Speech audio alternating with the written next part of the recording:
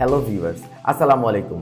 আমি ইঞ্জিনিয়ার পিয়াস, general manager তাওয়াক্কুল Malaysia. আজ আমরা আপনাদের সাথে অতি গুরুত্বপূর্ণ একটি বিষয় নিয়ে আলোচনা করব। মালয়েশিয়ায় পড়তে ইচ্ছুক এরকম অসংখ্য স্টুডেন্টগণ আমাদেরকে প্রশ্ন করে থাকেন মালয়েশিয়ায় পড়াশোনার জন্য কোনো প্রকার ইংলিশ প্রফিসিয়েন্সি সার্টিফিকেটের প্রয়োজন আছে কিনা। আজ এই বিষয়ে আপনাদেরকে আমি একটি সুস্পষ্ট ধারণা দিব। সাধারণত মালয়েশিয়ায় পড়াশোনার জন্য যে কোনো একটি ইংলিশ প্রফিসিয়েন্সি সার্টিফিকেট ম্যান্ডেটরি, তবে কিছু কিছু ক্ষেত্রে এর ব্যতিক্রম হতে পারে। আপনি যদি ও লেভেল এবং এ লেভেল অর্থাৎ ইংলিশ মিডিয়ামের স্টুডেন্ট হয়ে থাকেন তাহলে আপনার জন্য ইংলিশ প্রফিসিয়েন্সি সার্টিফিকেট ম্যান্ডেটরি নয়। এবং আপনি যদি মাস্টার্স প্রোগ্রামের জন্য মালয়েশিয়া যেতে ইচ্ছুক হন, সেক্ষেত্রে আপনার ব্যাচেলারের মিডিয়াম অফ ইনস্ট্রাকশন যদি ইংরেজি হয়ে থাকে তাহলে আপনার জন্য অনেক ইউনিভার্সিটি ইংলিশ প্রফিসিয়েন্সি সার্টিফিকেট চাইবে না। সেক্ষেত্রে আপনি এমওআই সার্টিফিকেট দিয়ে ইউনিভার্সিটিগুলোতে অ্যাপ্লাই করতে পারেন। আপনি যদি বাংলা মিডিয়াম কিংবা ইংরেজি ভার্সনের স্টুডেন্ট হয়ে থাকেন তাহলে আপনার জন্য ইংলিশ প্রফিসিয়েন্সি সার্টিফিকেট ম্যান্ডেটরি। সেক্ষেত্রে মালয়েশিয়ায় কোনো ইউনিভার্সিটি আপনাকে ইংলিশ প্রফিসিয়েন্সি সার্টিফিকেট শো করা ব্যতীত আপনার মেইন কোর্সে পড়তে দিবে না। অনেক এজেন্সি আছে যারা বলে মালয়েশিয়াতে কোনো প্রকার আইএলটিএস কিংবা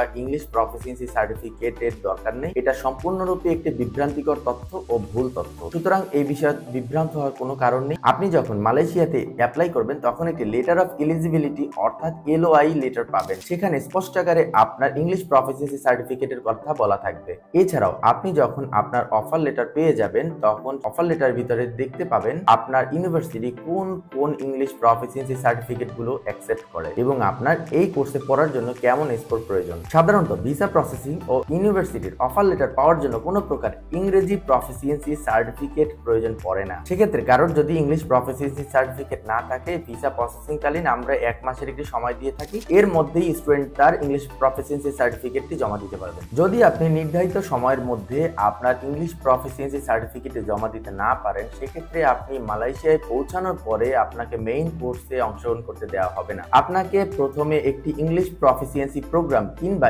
ইপিপি তে অংশগ্রহণ করতে হবে।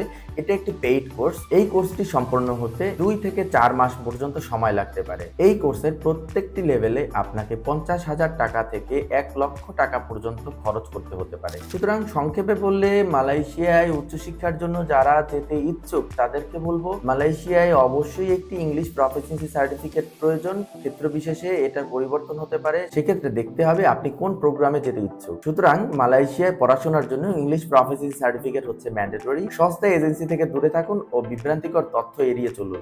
যে কোনো ধরনের সত্য এবং যে কোনো ধরনের অথেন্টিক তথ্য পেতে হলে আমাদের সাথে যোগাযোগ করুন কিংবা সরাসরি চলে আসুন তাওয়াক্কুল মালয়েশিয়ার বাংলাদেশ ব্রাঞ্চের অফিসে। আমাদের সদস্যগণ সর্বদা সচেষ্ট আপনাকে যে কোনো ধরনের সহযোগিতা করার জন্য। Till then, take care and choose Malaysia for your next higher education journey. আসসালামু আলাইকুম।